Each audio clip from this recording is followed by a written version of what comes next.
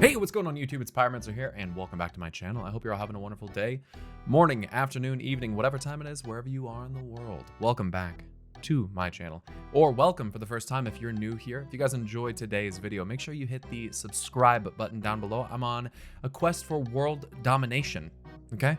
It's not actually world domination, it's pretty much just 100K subscribers, so I can get that silver YouTube play button, stick it on the wall, and quit YouTube forever. So whether you like my videos or whether you want me to quit, make sure you like the video and subscribe below for more content in the future. Now, normally at some point or another in this video, I would tell you to go follow me on Twitch. But right now you can't. Because right now I'm temporarily suspended on Twitch. Because I said a gamer word. And I did not say the gamer word, okay? But I said I got very triggered by something that someone said in chat. I said a bad word that I shouldn't have said.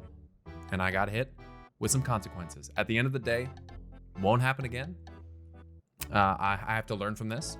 I have to learn to not only control what I say when someone makes me upset, but learn to just not let it get to that point in the first place, right? So I think there's something to be taken out of this, and I think it was deserved, and I was kind of asking for it. So it is what it is. I should be back in 5 days' time, streaming again, hopefully.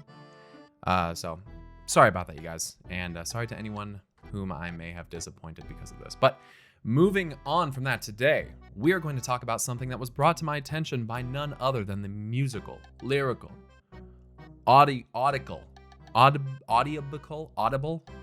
He can sing. He knows instruments. None other than Jay, the bard, the tavern bard.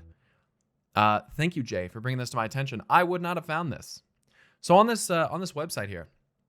This is about the Shadowlands. It's on a website called Vanian, and I think this website is normally like in German, and so I couldn't read it. So the translation might be a little sketch, but I had the page translated to English by Google. Thanks, Google. Shout out to Google. Except when they're snooping in my shit. No thanks on that one, Google. But in any other case, thanks, Google.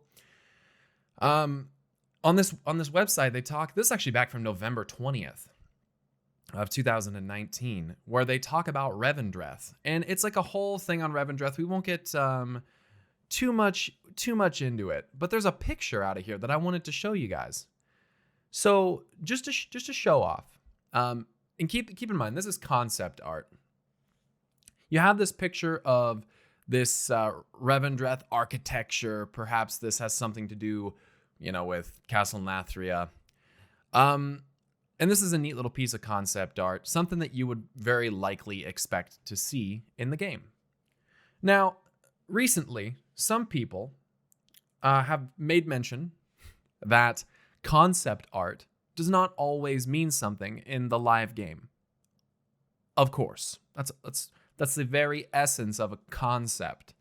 And I've seen comments here or there where people say things like, after I showed you guys the jailer, which somebody leaked on Twitter, and then it made its way to me, and then I put it in a video,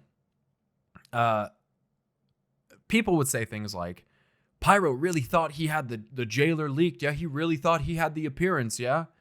People, I think, need to understand that the image was real. There's two different images. And now that we know what the jailer looks like, I'm just going to fucking throw these up on screen, because apparently this isn't what the jailer looks like, even though I think the jailer looks way cooler in this concept art than he does in the game. But, it could be that the jailer is not fully powered up, or maybe this is what Sylvanas' end goal is for him to look like this. I don't know. We're not going to talk about that too much in this video. But the point is that concept art isn't always necessarily representative of what's going to happen in the game. But I think that when you see certain pieces of concept art, you can definitely glean from them certain kinds of information, whether you're able to have a greater understanding of the inspiration behind a piece that exists in the game. And I wanted to show you this image first, because this is actually paired with a kind of brother or sister image, which is this one. Now, I would imagine that probably 90% of the people that are watching this video either just looked at their screen and said, what the fuck? Or were like a little bit surprised, because it's very clear what that looks like, right? Like, let's not beat around the bush here. That looks like the Dark Portal, right? It has this big gargoyle thing on top of it. Watch, we'll go to pictures. I'm sure I've got a picture of the Dark Portal in here somewhere. Yeah. This is like an old version of the Dark Portal. But that thing very clearly looks like the Dark Portal. And there's even a version of the Dark Portal, the one from Alternate Draenor, that actually has like a large black dragon on top of it, rather than the serpent Ouroboros kind of symbol that we're seeing on top of this one, or the gargoyle, which we're seeing here. But I think it's rather evident that given its size and its general, very obvious shape, that's meant to look like the Black Portal, or Dark Portal, pardon me. You have the hooded figures, obviously, on the actual Dark Portal, which we see in Torghast, interestingly enough. But I wanted to bring this up because I think that one of the things that people have kind of, thankfully, been taking interest in is Castle Nathria, the Venthyr, and their potential ties to the Dreadlords, which I'm thinking is pretty likely at this point. Some different perspectives on this are, like, Noble, for instance. He believes that they just were going for like a Castlevania kind of aesthetic, and that the vampire thing already kind of exists with the Dreadlords. So, why is there this kind of cross thing happening? I think it's obvious, because I think if we're going to say things like maybe they're related, then that would be why you have another sect of vampires. We know that many of the demonic races used to not be demons, so it wouldn't blow my mind if the Dreadlords used to maybe not be demons either. Like, we know of their homeworld, Nathreza. Again, Castle Nathria, Nathreza, like, okay. We know that they're probably one of the most ancient demons, as they're actually, like, I believe the first specifically named demon in all of Chronicle, as far as Sargeras, actually identifying a specific type of demon. We know that they were basically the chroniclers and the history and knowledge keepers of the Burning Legion. And we know that they work in the shadows. We know that, I've seen them literally, like, dissolve and turn into bats and, like, fucking disperse, right? We know that they manipulate the mortals. We know that they're extremely cunning and conniving. It would not surprise me at all, and I think Taliesin suggested this, if the Venthyr are kind of a connection between the Legion Dreadlords and the closest thing to like a like mortal civilization, so to speak, that could have become them, kind of like an evolutionary step, right? And I think Sire Denathrius is like probably the biggest hint of that could possibly exist. And there's even some, I think it was a quote from one of the interviews. I believe it may have been with Ian. If I can find it, I'm sure I might have saved it somewhere. I'll throw it up on the screen, where someone actually says that Sire Denathrius has a rather interesting past. And that actually, I think that might be who is supposed to be like depicted here on the right. I don't know. But that would seem to be potentially the case, because he looks quite similar to Sire Denathrius. But I think that people are starting to notice more and more these links between the Legion and the Shadowlands. And I think that the Venthyr make an excellent example of a potential link that could exist.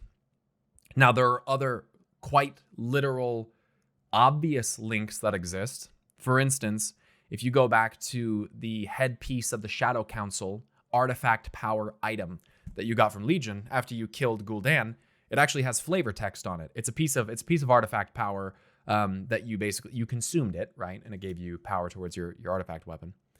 But when you read the text, it says, topping Gul'dan's staff, the headpiece of the Shadow Council had a deep connection to the Shadowlands. And this was a very powerful tool in the hands of Gul'dan and his Legion masters. So we already know that Sargeras and the Burning Legion had at least a link to the Shadowlands, if not access. Now, I won't get too much into that, because that gets into a discussion of if the Legion really had full access, why didn't they do this? Why did this happen? Why are things the way that they are? I don't know. We need to learn more about Shadowlands before we can even have that discussion. I'm not sure. But I think that it's rather evident that the Legion, I mean, it's provable that the Legion had some type of communication or link to something in the Shadowlands. I'm curious though, because I don't have alpha access. Does this actually exist in the game? Like, can you find this?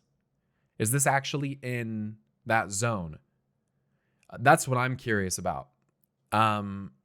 Is it something that's actually real, or was it just a concept?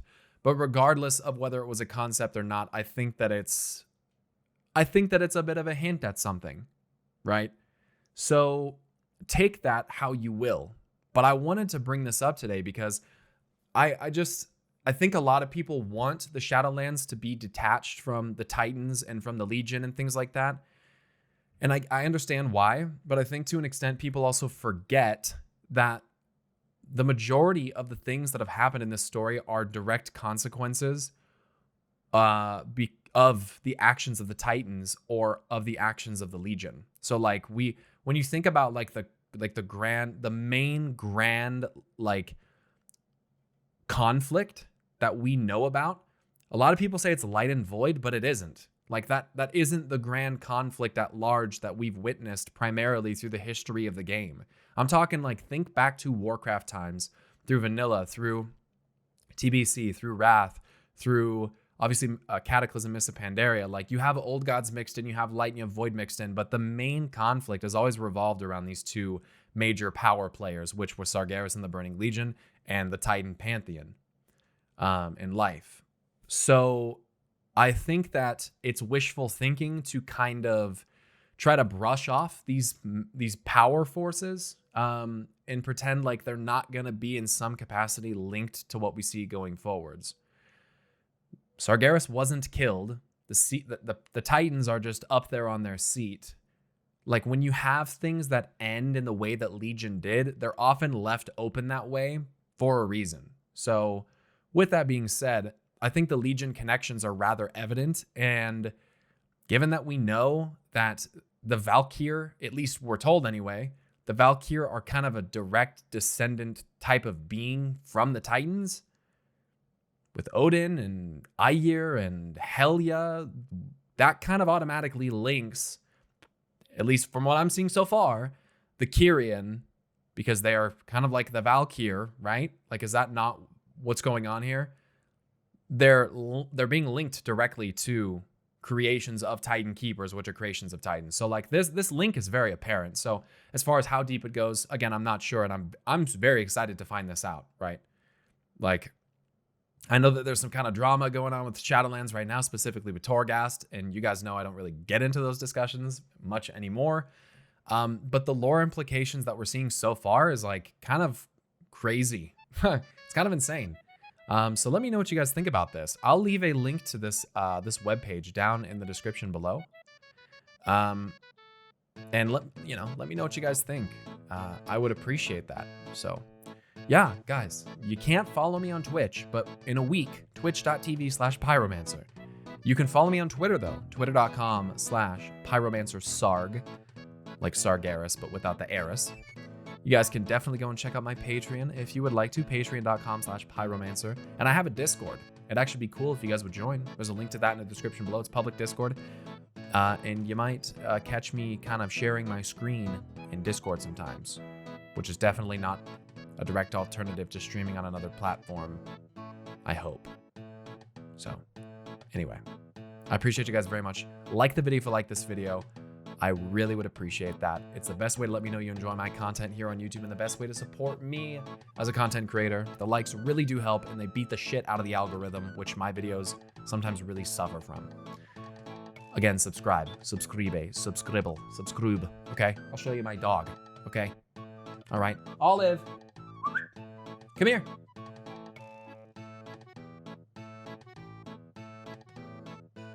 That dog ain't moving. Just kidding. I'll see you guys next time.